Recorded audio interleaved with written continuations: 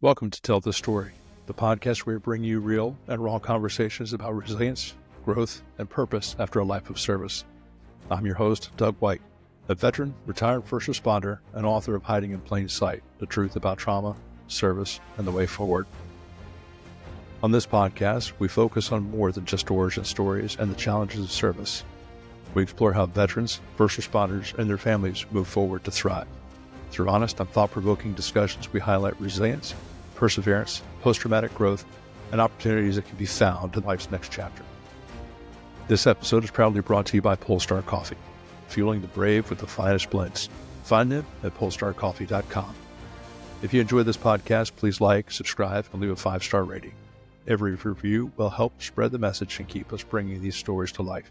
Before I dive in, I want to take a moment and share why this conversation is so meaningful and why it's a vital part of the larger series we're exploring here on Tell the Story.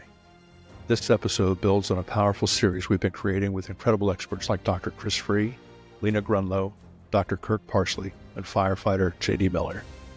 Together, we're exploring the challenges and solutions surrounding trauma, resilience, and post-traumatic growth. Today, we welcome Dr. Jenn Byrne. She's a trailblazer in occupational therapy and a dedicated advocate for veterans, first responders, and their families. Known as Jenn to many, she brings a wealth of expertise and a deeply personal commitment to improving the lives of those who serve. Born and raised in Connecticut, Jenn's early experience caring for her younger brother with special needs inspired her career path in helping others. Inspired by her older brother's service in the Army, Jenn joined the ROTC while earning her BS and MS in occupational therapy from the University of New Hampshire. She was commissioned in 2000 for active duty in the Air Force in 2014. Over her 7-year military career, Jenn led groundbreaking initiatives, including the creation of the Air Force's first Special Operations Training Performance Team, and implemented innovative healthcare solutions for active duty personnel. After separating from the Air Force in 2020, Jenn earned her doctorate in occupational therapy from Boston University, and she founded 5x5 Performance Therapy, a holistic approach performance model for special operators and their families. In 2021, she co-founded Shields and Stripes alongside retired PJ Steve Nisbet, combining their vision for a holistic approach to care. Jenn also serves on the medical advisory board of the SEAL Future Foundation, working alongside experts like Dr. Chris Free to advance care for Navy SEALs and special operators. Today, Jenn continues her mission to improve the lives of veterans and first responders through Shields and Stripes, which provides a brain health-focused approach rather than the traditional PTSD framework. She and her team are dedicated to delivering holistic care that addresses brain injuries and overall well-being. Jenn is also married to an Air Force special operator, and they live in Alaska with their 2 children. Jenn, welcome to Tell This Story. How are you doing today? I'm doing great. Thanks for having me. It's an No, honor to be here. No, it's great to have you here. I'm so grateful that you've taken the time, and you're in Alaska. Yeah. So I know here, and I told you before we started recording, we're at about 58 here in Central Florida. What is the temperature there? Minus what? It's not that bad. It gets up to down to the negatives a couple times per year because I'm just a little bit north of Anchorage. But up in, the further north you get, it's dark and cold a lot. But here it's not bad. It's like 20, but it's been a really low snow season. So all of us Alaskans are pretty grumpy because if it's going to be winter and it's going to be cold, we want to ski. And the weather has just been not great this winter, but it's okay. So the harsh Alaska winter is not harsh enough for you. Is that what I'm hearing? Sure. Okay. Yeah, we'll put a positive spin on it. I'm not tough. That's a little too much for me. I like the cold weather because we get about maybe 4 or 5 weeks of winter here. Yeah. So I'm a little bit jealous. I don't want to be snowed in, but a little jealous. So let's get started. You have crammed a lot of wonderful work in a relatively short amount of time. You are very, very busy, but before we get into the things you have founded and the work that you've been doing, tell us a little bit about Dr. Jenn Byrne. What started all of this wonderful work? Yeah, thank you for asking. That's a very nice question. I'm a very big family person, and I feel very strongly that my experiences as a kid led me directly to where I need to be in life. So I was born and raised in Groton, Connecticut. I have 2 brothers. I have an older brother, Jeff, and a younger brother, Ricky, very supportive parents. And at some point, my parents decided to split up and divorce. And my older brother and I really just kind of took the lead from there. We got together and said, okay, who's going to take care of mom? Who's going to take care of dad? We kind of went our separate ways, but always came back together.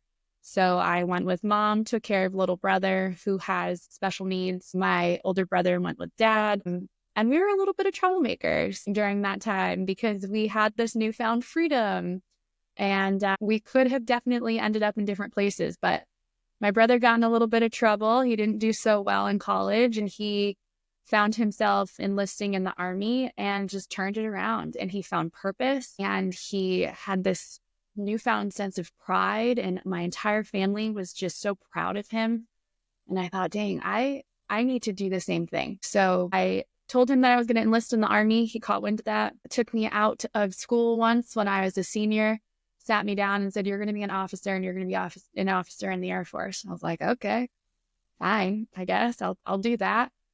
And so that is how I combined my love for helping people and caring for people, which I started to do at a very young age with my younger brother, Ricky, and then combined that military purpose with a University of New Hampshire ROTC endeavor. And that's where the military really helped me take all of that passion and put it into a purpose. It's amazing what service can do. It can bring that purpose and bring that discipline and drive to people that where it's underlying, it just needs that impetus to bring it out. And it's amazing how that happens. I heard you on a different podcast, the Aware Now podcast, and you dove a little bit deeper into your love for occupational therapy and your time with Ricky. Would you mind sharing some of that with us? Sure. I found myself just falling in love with that segment, and I wanted to share that with people because I thought it was so beautiful and talks about the servant's heart and the purpose and a why that's driving you still to this day. Sure. So Ricky is less than 2 years younger than me. And I remember from a very early age, and now I look back at it, I'm in my 30s and I have children. My parents were in their early 30s. Ricky was their third child. And they didn't find out that he had microcephaly until he was 4 months old. But I remember, the only thing I really remember from a very young age, I was almost 2 when he was born, was that we were always told that Ricky was put into our life for a purpose and that he was there to guide us and to teach us. And my parents made it very clear to my older brother and I that we were to learn from him and we were to protect him.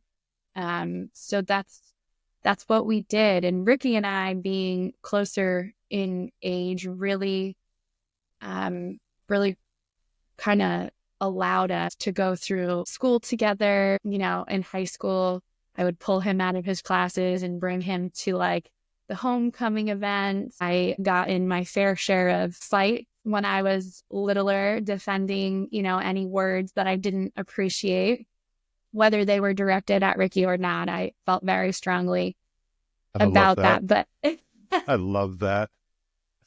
Yeah, it's some of my parents' favorite stories about being a 5-year-old little girl, like with bows in her hair, like showing her fists at somebody in the grocery store if they stared a little bit too long at my baby brother. But I started to take on this occupational therapy role authentically when I was very young, trying to figure out how do I make life easier for him.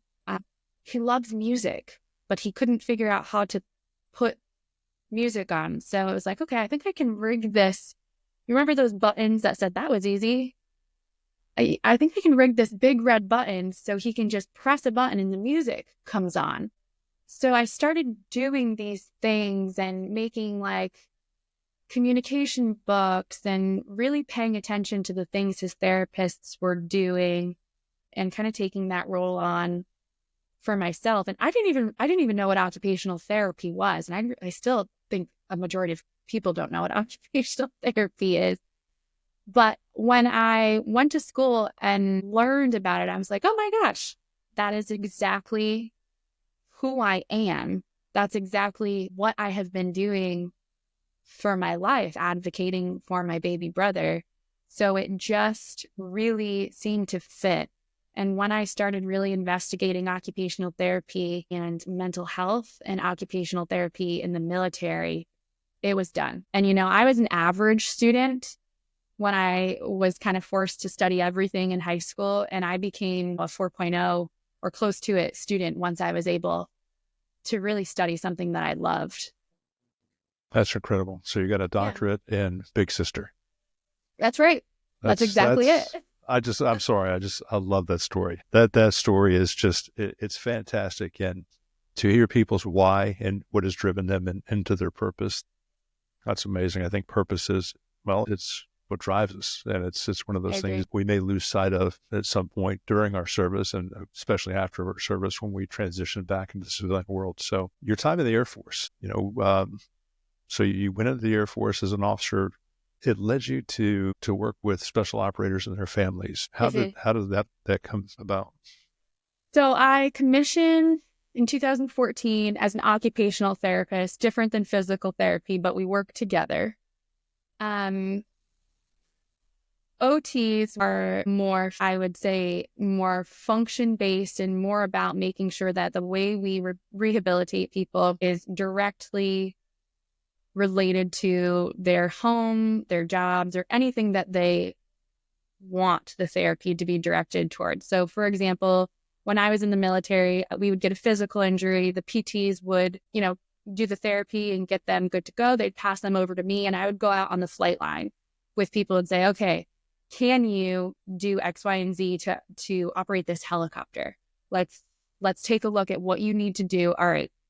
You've almost got it, but let's go back into the clinic and make sure that we progress this to where you can operate the helicopter. You can reach back and safely pull your parachute. So when I was in the military, actually, I have to back up a little bit. In college, I didn't grow up with a lot. We grew up with enough to go on a lot of driving vacations, but I always had this desire to see the world. And I truly think I just loved the movie Lion King. So in college, when I was in ROTC, I got this email one day and it said, hey, do you want to learn a language and do you want to travel for free? And I was like, oh, I see free. So I signed up for these programs, went over to Kenya, fell in love, learned Swahili, and I met this boy named James. He was running around Africa with these very short shorts. And I was like, what a dummy. Like, who is this guy? I don't care. I guess he had been selected to be a crow and was going to be in the PJ train. Like, I don't even know what that is, nor do I care. Fast forward, I commission. I moved to Texas. A couple days later, this boy, James, says, hey, I need a ride. I have to go over to this thing called Indoc. Can you pick me up from the airport? I was like, sure. So I pick him up from the airport. And I was like, wow, he got kind of cute. That's my husband now. So I learned about pararescue through him, like 3 days after I had been in Texas. And I'm, a brand new lieutenant across the street in Texas, running an occupational therapy clinic. And I'm learning that across the street, these trainees, these pararescue combat controller TACP trainees, when they're injured, they have to go across base, go to the hospital, see probably a PA who doesn't know the difference between a BMT trainee and a PJ-CCT TAC-B trainee. And they're putting people on like 8-week profiles for like a twisted ankle, which then is completely ruining these 18, 19, 20-year-olds' lives because it washes them out and now they have to do something else in the Air Force. So I was like, that is ridiculous. So I go to my flight commander. I'm in for like a couple months at this point. And I'm like, I want to go across the street and fix this. And she was like, okay, LT, you go save the world. So I walk in across the street and I'm like, hey, does anyone need help here? And they're like, who are you? What are you doing here? We're not going to talk to you, but if you think you can save the world, like, go for it. So I wasn't talked to for a couple months. I was thrown out of an airplane, had to learn how to drown in the pool to gain a little bit of respect. And then I started learning more about the instructors and their injuries and the trainees and their injuries. And I was able to form the sports medicine training program because I identified very early on, I can't do this alone. I don't have all of the answers with just my occupational therapy perspective. I need a team here. So I needed a physical therapist. I needed a sports medicine doc. I wanted a registered dietitian.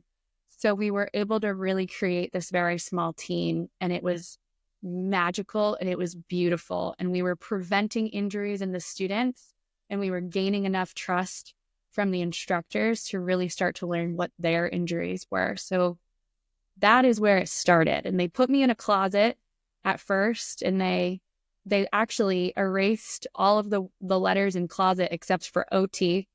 And then they slapped a picture of like a girl on one of the bathrooms so that I had my own bathroom. And that's where it started. And we got some really great research support from a sports medicine doc named Dr. Nate Nye. And he started just like really helping us with the legitimacy of the program. And now I believe that it's a fully operational and funded group over at Medina. So that was a wonderful experience. My husband takes credit for it, but he only was a small part of that story. And then after that, we got married and PCS'd over to Las Vegas, and I was put in the hospital system. So I went from this really beautiful team program that my flight commander had given me all of this autonomy and trust about. Yes. And then I was put in the hospital system where they said, you'll have 20 minutes. Your job is to generate RVUs, which is fake money, and do your job, do what we tell you to do. And I don't really do very well with that. Get ready for your transition into Western medicine. Right. So I was like, you know what, this doesn't make sense. I need to learn more. So I was pulled up to the exec position with the group commander, hoping that I would learn more about being able to positively change things, because I was always either being awarded for finding loopholes or getting in trouble. I was going to bring that up. I love the find a way to say yes. I love that. Yeah, I was like, this makes no sense. This is our military. Why are we waiting for these men and women to be injured and come into our hospital? Why are we not out on the line with them, educating, doing programs? Let me see. I was with the Thunderbirds for a little bit. I was like, okay, as soon as you get off of that airplane, come see me if your elbow hurts, right? Let's nip this in the butt before it gets worse. Doesn't that make sense? Doesn't that save our military money, but doesn't that make us more ready? That was my argument, and they were so sick of it. So I was up at the group level, and I think the nail on the coffin for me was when I learned that Congress awards hospitals according to how sick you keep your hospitals. So the busier you are in your hospital, the longer you keep patients there, the more RVUs you generate, the more money you get. And I was also, and I have no problem saying this, there was also a specific full bird colonel there that was in power, and he was awful, terrible.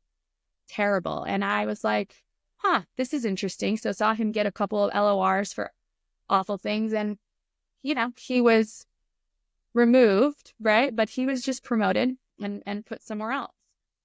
And I was like, okay, you know what? This is the signal for me. We PCS'd over to Eglin, and I did some good work over there. But it just got to the point where I came home and I told my husband, who said,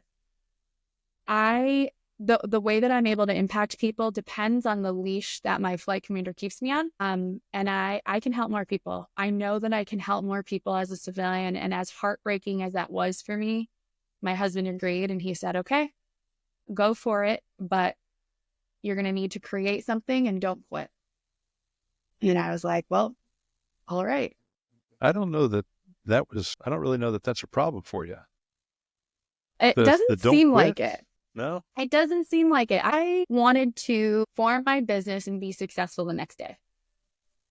Okay. Well, that sounds legit. Yeah, I get it. I not bringing in like financial support, and we didn't even have kids at the time.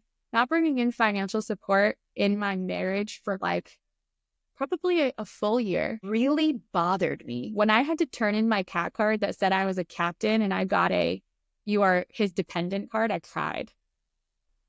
Cried. So I will be honest, I think you're probably the first person that I will admit I probably talked about quitting to my husband a couple times, and I knew what his response would be, and he wouldn't let me quit.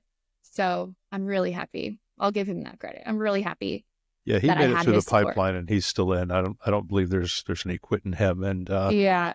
the Yeah. whole that others may live type deal. I don't think that he's going to give you permission for that. Not that he need permission, but Right. No, I it was think good. Yeah. just looking at your bio and hearing you on a couple of podcasts and just speaking to you now, I think you knew where the reward was. And I don't believe, even though you may have felt it, I don't believe that you would have quit. The value No, that I you don't bring think so now is either. incredible. Thank you. I appreciate that. And I think at that time, what I was also seeing, this all happened at the same time. And I'm super excited to get into this. And this was 2020. So my daughter was born in February of 2020. I transitioned out in November of 2020. In the middle of that, Chris Free's paper was published. And also, we were watching our friends change. So in the pararescue community, I was watching the first wave of divorces. I was watching men who I knew as brothers completely change into angry alcoholics. I was watching, at that time, the ripple effect. It was a little further away. I was paying very close attention to the deaths by suicide, and they were getting closer and closer and closer to us. And I knew, even when I was frustrated with myself that I wasn't immediately successful, I knew that there wasn't enough being done, and these men didn't feel comfortable in a sector of their lives seeking legitimate care. And I knew it wasn't PTSD. So once all of those realizations came to fruition, even when I would say and talk a big game about getting a normal job, I don't think I could ever do it. I'm very passionate about these heroes that deserve to be living the best lives, who are actually the ones struggling the hardest right now.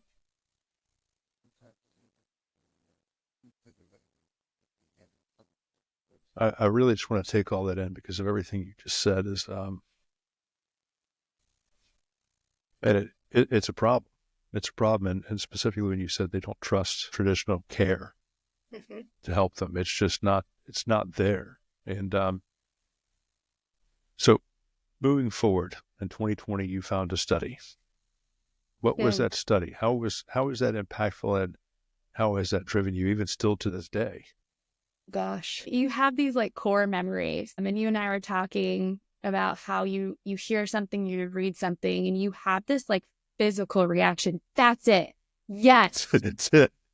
Yeah. Right? So Yeah. I was reading this and I was going through the symptoms, and I was like, it was like finally someone is standing up and saying, hey, DOD and VA, you have gotten this wrong for the past 20 years. And let me be clear, I think that there are a lot of very well-intentioned humans that become clinicians, but the system burns them out and it does not allow them to grow and notice these trends. They're just so busy trying to generate RVUs and be in this machine. So when I read that, it was finally a moment of, okay, I can breathe. I know I'm not overthinking this. This is really happening. And it was also this simultaneously instance of, oh my gosh, I have to do something. We cannot wait for this research to take off. We cannot wait another year for the policy to catch up. This is happening to my brothers, my family members now. So it was this moment of aha and relief with a simultaneously sense of extreme urgency. So I held and I still do, Dr. Chris Free in like the highest regards. And I was so nervous to reach out. And then finally, I was just like, I have to talk to him. I can't do this anymore. I have to speak to him. And I kind of felt like a fangirl during our first conversation. He was like, Jen, you have got to stop calling me Dr. Free. I had the same feelings. I'm laughing at you because it was like, I can't reach out to this guy. I mean, I know. I'm going to be a total fangirl. He's going to think I'm a dope and not answer my email. I did the same thing. So we talked very early on, and he just, he has been really a mentor to me. I text him all the time when I see legislation and articles and studies. And so he invited me onto the SEAL Future Foundation Medical Advisory Board. But I mean, going back to your original question, that article changed the trajectory of my professional life. It gave me a theoretical concept to kind of like, okay, this is what we know is happening. I don't really, yes, research needs to be done. I've been in this community long enough to know the difference between what is real and what is truth, which is exactly what this paper is saying. I still see that we need more research. I get that. I don't have the time to put my effort here. I need to put my effort here into saving the lives of people who think that they're going crazy. Yes. They're not going crazy. It's a brain injury. So please, like, put together a couple of programs. So I've got my special operators under one area with my business 5x5 here. That's how Steve found me. And then we've got our more conventional and our first responders, firefighters, police officers, other first responders over with the Shields and Stripes nonprofit umbrella. Well, I want to get into both of those, but first I just feel like I have to share with you, and I share this with this, when I got to speak to him doing my podcast and just texting back and forth and Instagram and all that stuff. When I read the study, it was mid to late 2023. And I was afraid of it because operator syndrome. I wasn't an operator. I know operators. I know what operators do. I'd gone through all the screening for the VA and all that stuff, answered questions. Oh, you have a minor TBI. Okay. I don't know what that means because you didn't tell me what it meant. And so I discounted a lot of that stuff, but I started looking at the physiological and the neurological, that there was a play, that if you're not sleeping, hormones are not going to regulate. If that's not happening, they're not going to repair muscle. It's a doom loop that chews you up. Mm-hmm. So I took bits and pieces of it, and I didn't attach to myself just because operator syndrome is a bit of a misnomer, and then when I started hearing him in podcasts, personally speaking, him saying this also applies to basically high drive first responders. Mm-hmm. And I said, okay, I'm back in the game here. And I started educating as much as I could, not educating, but informing my doctors, my health team, because they don't speak to each other, and tried to inform them these are the other things that are going on with me that you're not seeing. And I talked about brain fog. I talked about forgetfulness, and the psych at the VA actually said, well, how about sticky notes? I read a lot of sticky notes. Like, my house is covered in sticky notes. That's your medical advice. 3M sticky notes. Okay, cool. So I just kept going on my way, tried to do sleep hygiene and everything else like that. But when he released the book, the study it's robust, but it's a medical study. The book is an absolute, I don't really call it a roadmap, it's a treasure map. Mm-hmm.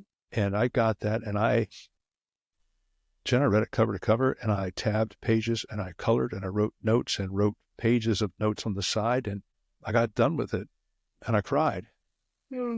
Yeah. Because I finally had a name, and it wasn't PTSD, and Dr. Chris, says that the main thing with PTSD is the fear reactivity. I never had the fear reactivity. I had all of the other stuff, but I was never afraid of a bad guy. Got a bomb call out. Yeah, it's the absolutely, opposite. Absolutely. You could put me in a chaotic scene and I'll remember everything. That's my space. I love it. You put me on the couch and ask me to memorize a grocery list, we're not having it. I'm not even listening to the grocery list. So, I was a little bit nervous about all of that. Anyway, the easy button was the PTSD, but when I found out all the other stuff, and of course then retiring, then, things start to slow down. Everybody's still doing the job. You're not doing the job anymore. The fear reactivity, things start happening because your body starts to, my experience, my body started to regulate. I was no longer always in the hypervigilant state. So when something would come up that would pique me, I would have the physical reaction that I never noticed before because my brain just registered that as a Tuesday afternoon. Right. So I applaud the work that you've done with that. That's great. Thank you. And to go back on a couple of things you said, I think we treated, 105 operators last year, and way more on the Shields and Stripes side, more than 50. All of this to say, the biggest challenges that we see for our men and women are not the job. You are conditioned and you are taught how to respond to life and death situations very, very well. That's training. That's operant conditioning, Lieutenant Colonel Grossman. When you go into your home and your spouse is stressed, your kids are having a temper tantrum about a toy being the wrong color, you're not taught how to respond to that. So one of the biggest challenges that we find is the biggest challenge for people is actually in the home environments, is in the interpersonal relationships. And one of the things that will always, when we get specifically our operators in a room, these guys who are war fighters, big and tough, when I ask them about emotional numbing, so knowing that you love your wife, you know that you love your wife, you know that you love your children, you would still do anything to protect them, but you don't feel it anymore, is a big challenge for people. And I hated myself for years and years and years for that very reason. Well, when we get back to the root of the brain injury, this is why it's so important to get this information out there. When we think about brain injuries, the chemicals in your brain are off. Love has to do with brain chemicals, and those feelings, right, are from brain reactivity. When you are out and you're in combat, it is a survival mechanism, or not even in combat, in training. It is a survival mechanism to shut that part off. It is not safe for you to be deep into a memory and feeling of love of your children and your wife when you have to go out and execute a mission. So these things are suppressed for a very good reason for a really long time. And then let's put brain injury on top of that. It's not your fault. It's not your fault. And there's so much shame that comes with not feeling love for my children. I'm 30 years old and I have intimacy challenges. What's wrong with me? Nothing is wrong with you. It is a legitimate brain injury, and we have to heal the brain, and we can heal the brain, and the brain has miraculous ability to heal. And also, with this small team of people in Chris Free and I's circle, there are tools that we can give you to help get you out of that hole. And now let's teach you how to reset all of those symptoms. But you're not crazy. It's not your fault. And guess what? The root cause of it is not PTSD. I'm not saying that PTSD doesn't exist. It does. It exists. But so many times it is not the root cause. And so many times the medication that they prescribe for PTSD is not helping the brain injury. In fact, a lot of times it's making it worse. Yeah, it was no good for me. I could promise you that. It's a bad thing. Well, taking action, moving in, and starting 5 by 5. Yeah. What was that geared to? That was the first thing out of the gate. 5 by 5 performance therapy. That was the answer to, I'm done with the Air Force, and well, not that with the Air Force because you're still very much a part of what they do, but I'm done medical with the system. Yes, I'm done with the medical system. This was it. This was the drive forward. Yeah. So it's funny that you say that. So I separated on November 20th, 2020, and my documents will reflect that if I was created on November 21st, 2020. So I knew at the time, and I didn't know a lot, right? And the older I get, the more I realize, like, man, there's so much I don't know. But at least with 5 by 5, what I knew was the pattern that I was seeing wasn't working. And I knew that whatever this turned into had to be a team approach. I didn't have all the answers. Like, it blows my mind still when I look at the traditional medical system that a human will go into one person, and that one person thinks that they have all of the answers to fix said human. It still blows my mind, because when we look at all these different backgrounds, and when you look at the instruction of even like a licensed clinical social worker, and I have many friends who are LCSWs, they don't have any tool to assess whether what they're seeing is a mental health injury or a brain injury. So what does that mean? That means that they're going to give you a mental health diagnosis, right? So I knew that what I was going to do with 5x5 was going to be a team approach to care. And I knew that with Chris Free's paper that it was going to focus on special operators. That's really all I knew at the time. And then I just started recruiting people who were smarter than me. And I will tell you right now that every clinician on my team in 5x5, I will say, is smarter than me, right? And then even with the Shields and Stripes, Steve and I are very good at recruiting people who are very intelligent and who know so much more about things that we have no idea about. So we just, in both ways, we just started surrounding ourselves with experts and people who were very experienced and good at their jobs. And that is where both kind of took off and turned into the beautiful programs that each are. So the 5x5 is special operators. And I will say, I'll change that. It's operators, because we take EOD. We've worked with quite a few helicopter pilots and backenders, especially at the 210th up here. We've taken quite a few Marine infantries. So to say no to somebody like that would be absolutely silly. So 5x5 is operators, and it's got its own distinct flavor. We really use operator syndrome, and then Shields and Stripes is conventional and first responders, and it's got its own flavor. Tell me more about the Shields and Stripes. I think what y'all are doing there, I had listened to the cohorts and the athletes and the terminology you're using, and I think it's a wonderful program. You want to share some of that with us? Yeah, absolutely. And if you know what, you should get Steve on. So Steve Nesbitt is my co-founder. We've been doing this together for years. I will tell you that the nonprofit world is so complex, and there are so many things to learn and so many nuances and rules and regulations. I don't know that I could do this with any other human. He is an incredible leader, and I only compliment him one a month. He's an incredible leader.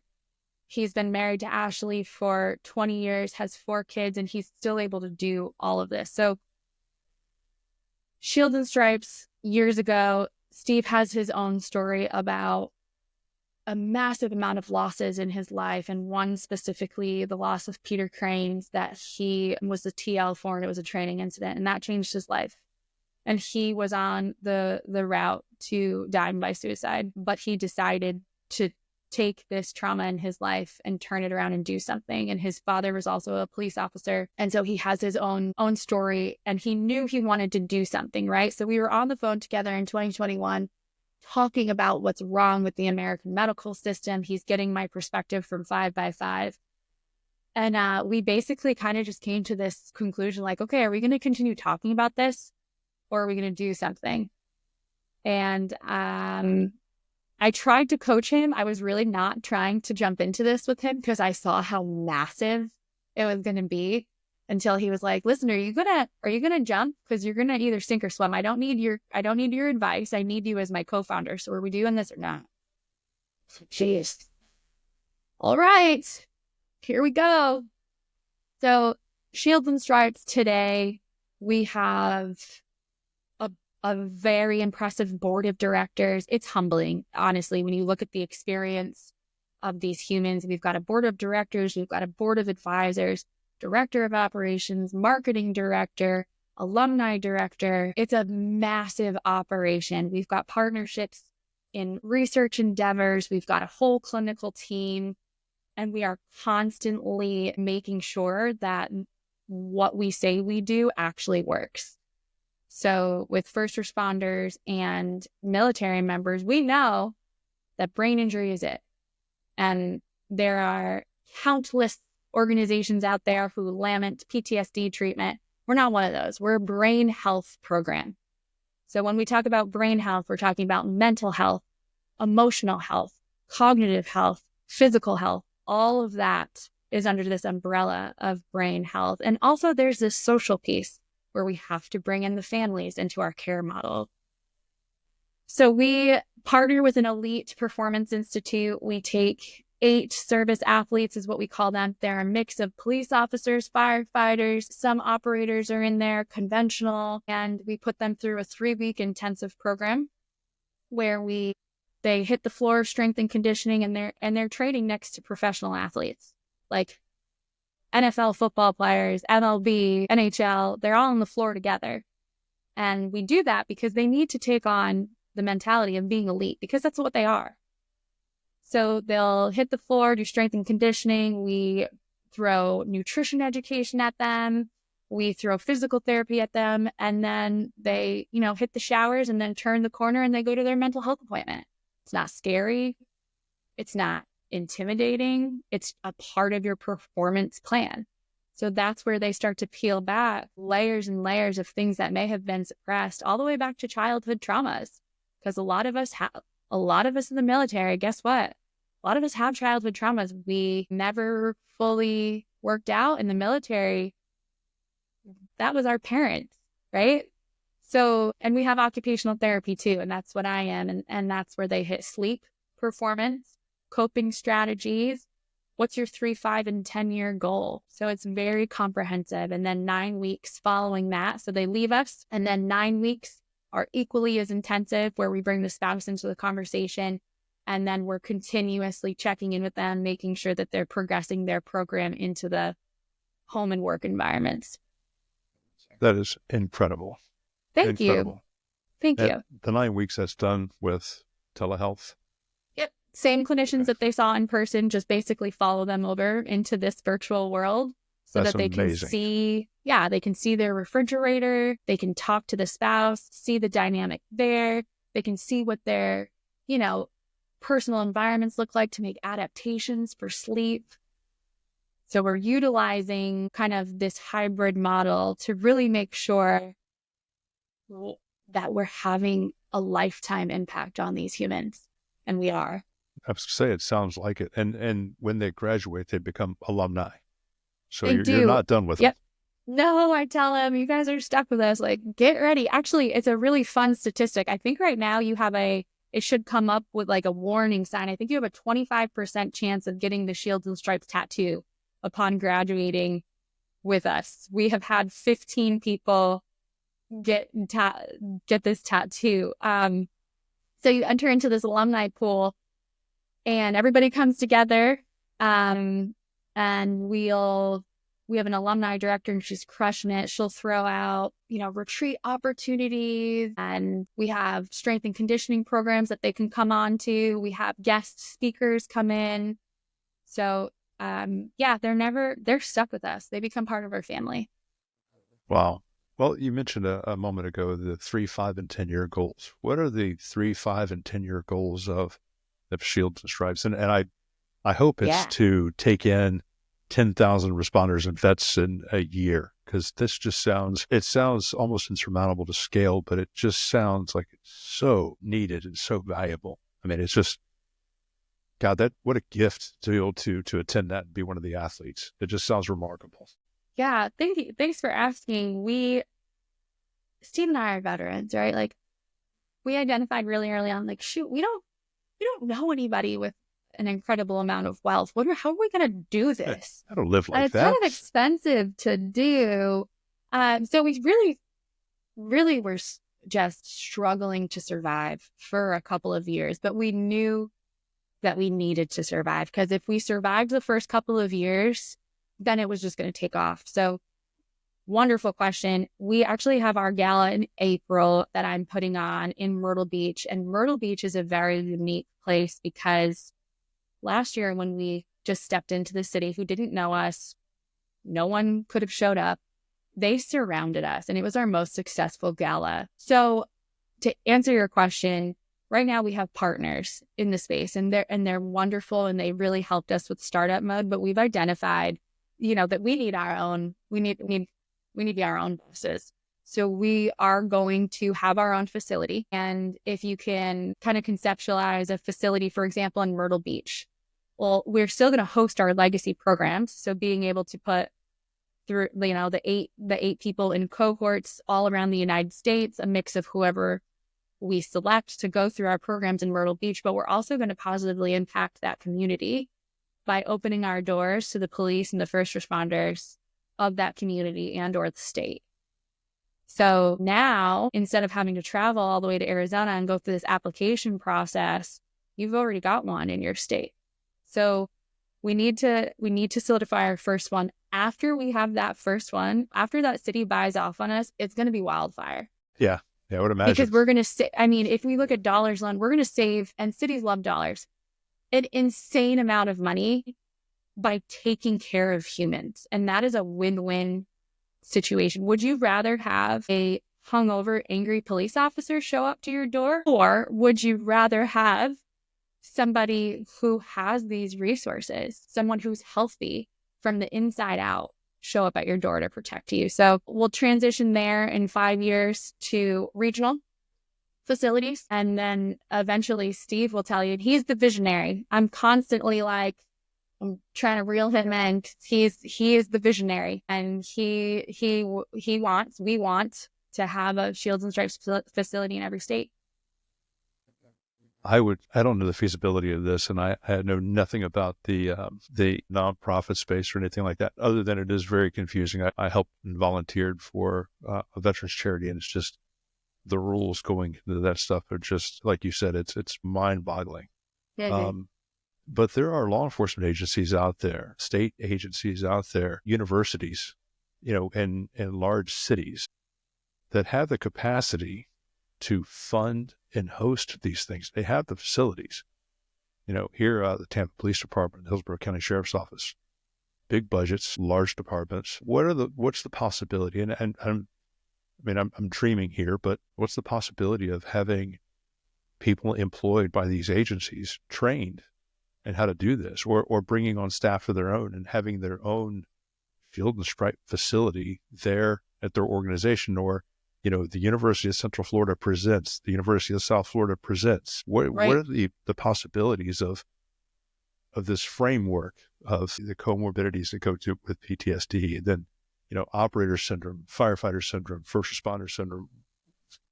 Is there a world where all of this stuff is put together, where they put the physiological with the neurological and say, this is a thing and this is how we should be treating it? Everybody buys off on this idea, and I could drive from my house 15 minutes to the University of South Florida and do this every day for 3 weeks and get the treatment that we need. Yes, there is a world. That's a beautiful thing. And this world is catching up. And I have this listed out. 2020 operator syndrome came out. There was a 3-year lag, Doug. Not a lot was happening. Chris Free's book comes out April 2024, Blast Over Pressure Safety Act. April 2024, FDA approves rapid blood tests for TBIs. December 2024, Task and Purpose. Congress demands answers on low testosterone among special operators. December 2024, Top Gun Navy pilots, brain injuries. Yeah, right?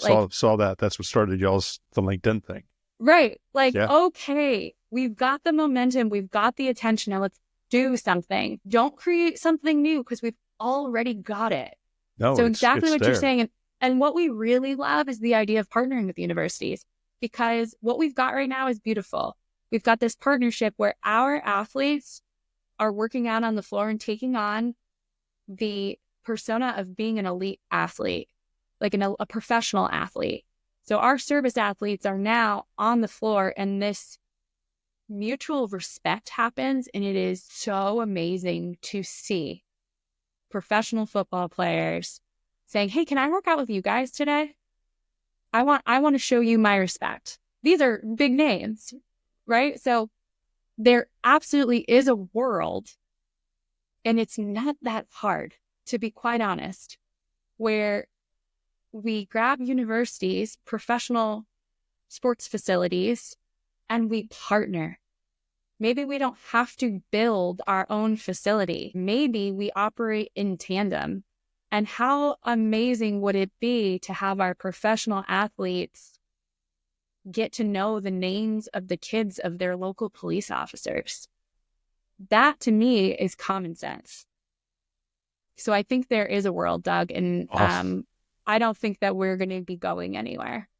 No, I hope not. And while you're saying that, I could see right now, Shield and Stripes sponsored by USF Bulls, UCF Knights, the Buccaneers, the Rays, the Lightning. I mean, the money is there. The need is there. God, this is exciting. I mean, I thought I was just going to be interviewing you. I didn't think I'd be Just electrified. I knew what you guys did, but I'm glad I asked the question about what your vision is. This is, it would be amazing that just to make sure. Well, I've said this dozens of times, but the biggest responsibility of leadership is to ensure that your people are whole, whatever that looks like. Yeah. And if your people are whole and they are functioning at work, more importantly, functioning within their family, making a better mother or father makes a better cop or firefighter, makes a better member of the community. Everything is working as it should. We're taking care of these people. First, we're front loading in the academies, letting them know that here is the science. These are things that are going to happen to you that cannot be compelled. These are the signs and symptoms. This is how you mitigate these things. There are blood tests. And I should actually go back for a second because you said that there are blood tests for TBI. That's new research. FDA approved blood tests for TBIs. Now, Dr. Freeman, you talked about interface astroglial scarring. Yeah. The technology is not there yet. These blood tests can detect the traumatic brain injuries that happen from big incidents. Okay. We're not there yet, although I have a study that I'm starting to conceptualize on how we can utilize blood samples to track overpressure injuries. That would be groundbreaking. But I mean, just going back and looking at the blood markers for hormonal imbalance, your cortisol levels. Get their baseline. Yes, as the soon baseline. As they come in. Well, we do a medical physical when we join the responder disciplines, but that's it, unless you join a specialty team. Now, when I was on the bomb team, we had the mental eval, and then we did that every year along with the physical. But that's not mandated for everybody unless you're on a specialty team. Why are we not mandating that statewide for every state, for all responders? That way I can see that over the course of my 20 to 30-year career, these are my hormonal markers. This is my cortisol. This is my testosterone. This is my estrogen. These are all the things. If you're working on midnight shifts, every 2 or 3 years, you should be doing a sleep study to see where you are. 100%. All of these things ensure your people are whole. That will take care of retention, recruitment and screening, knowing that when I come into this, they're telling me these are the things that I'm going to experience. And there's already a framework there for them to take care of that.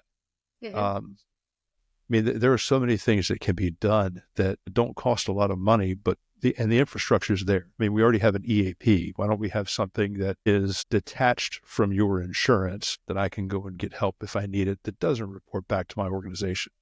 Hopefully with showing people that these are physiological and neurological changes on the cellular level. I think doing that and getting people to buy off on that is going to destigmatize the entire mental health or mental fitness. And I apologize for using air quotes. I can't believe I just did that. I'm going to sit on my hands here. No. You're right. But, and that's why we don't have mental health in either of our names. I'm not called 5x5 mental health. Well, and I think it's performance. It's human performance. When you say mental health to a cop or a firefighter, they're thinking somebody that needs to be Baker acted or committed for the 72-hour holdover. It's a mental health issue. Whoa, hey, we don't want to say crazy, but we'll say mental health. I don't like how that's been stigmatized for anybody because it's a scary thing. Why don't we call it brain health? Why don't we call it brain health? Yes, because what it is. Even even depression, right? Major depression. Let's say it's actual true major depression. That is a brain chemistry alteration. Why are we still calling it mental? It's brain health. Baker Act, brain health. It's absolutely, it's silly to me. It's silly to me to call it anything else because you're going to inspire fear and whether it's true or not, we can talk about that for hours. When you say mental health, it's going to be equated to weakness. Yes. It is. We have to change the language. You've already said it before. We have to change the language. And I'm not lying, right? This isn't me changing the language just to convince you guys to come and to convince you guys to trust. It's changing the language to reflect what has actually happened. I'm reading a book right now about World War I and what the soldiers looked like when they came back from this trench warfare. And it's shocking. It is exactly the same. Our brains haven't evolved so much since World War I where we're experiencing these brain injuries from blast warfare differently. But we haven't really made a lot of progress since World War I. No, because we treat them with pills. Like, so, I appreciate everybody being so excited about this. And I really do. But it truly, when it comes down to it, this is a common sense approach to taking care of humans and their families. Well, it's holistic rocket too. Science. That's Right. the thing. It's holistic because, it's an all systems approach. You have to do that because, again, one feeds the other. If it's not working, the other things are not going to work because this is one thing. Everything inside of me is controlled by one another. It's amazing to me. So you mentioned the gala, South Carolina in April. I'm going to put that in the show notes and also the link to shieldthestripes.org so people can go there and donate. What is the cost to sponsor an athlete? How much does it take y'all to get an athlete from where they are to either Florida or Arizona to do their stuff? For the 12-week program, it's $20,000 per athlete. And we take 8 service athletes per program. When we have our own facility, that number will change. Of course, we have to take into consideration that we're flying them out there. They're staying at a resort-like facility where they get everything that they deserve, right? But as far as donations are concerned, all of these things are very clearly broken out so our donors can see exactly where their dollars are going. So some people can't sponsor an athlete, but some people may be really interested in sponsoring their travel or their hotel or the food that we provide them that's catered per their nutrition meal or for their nutrition education. So there are a lot of options, but to answer your question, it's $20,000 per athlete, and that will take care of everything that is needed in that person's 3-month care. And then, of course, their continued care as being an alumni. $20,000 sounds like a lot. And again, I'm a vet myself. I'm a public servant. And now that I'm retired, I'm on a fixed income, wink, wink. 20 grand, so that's a lot of money. But when you look at the return on investment, you have a responder or a military member or veteran who is whole, who is contributing to their family, who's present with their children and their spouse, who's present in the community, who is now optimized, if not fully reset, to finish their career, who you can rely on is not going to be that, when people tell me, oh, he got pulled over by a cop once, he was a real dick. Okay, well, let's stop. Maybe they have a sick kid. Yeah. Maybe their spouse was just diagnosed with a terminal disease, and you happen to be the person driving 85 in a school zone that caught their attention. I'm sorry, nothing's going to take care of the things that are going on in my home for me not to be an ass for you doing that. But what I'm saying is to be able to take that edge off, to train us or optimize us to be able to come home. To be able to come home in so many different ways. We've had our speaker for the gala, you're going to love this, Doug, because I know you're a police officer. Our speaker for the gala, when I called him and told him he was accepted, and this was a couple of years ago, mind you, he just got the Shields and Stripes tattoo a couple of days ago. That's how impactful we've been on his life. He had just responded to his best friend's suicide as a firefighter that day. And in his mind, he knew he was next. He had already made that decision, right? This is the kind of impact we're having. How much does it cost for somebody to go through the workman's comp process? How much does it cost? Ineffective. For how much does it cost us for all of this disability? It's insane. So, I mean, I am obviously very biased, but to me, being a mom, we're also allowing children to have their moms in fitness. And not just physically, but mentally. We are impacting the next generation of humans. This impact goes so far beyond the individual. So while we have 56 alumni, we've really actually helped hundreds. Yeah, just of call it a people. family of 4 minimum.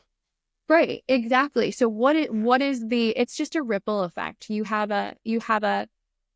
have a family, and you have someone who knows how to love and show support. We've saved marriages, but also, like I said before, that police officer, that firefighter responding is now ready and prepared to save you. So it's a community impact. This is not political. I don't care if you're Republican. I don't care if you're a Democrat. I don't care who you voted for. This positively impacts the entire community, which is why I say when that first city buys off on us, it's going to be wildfire.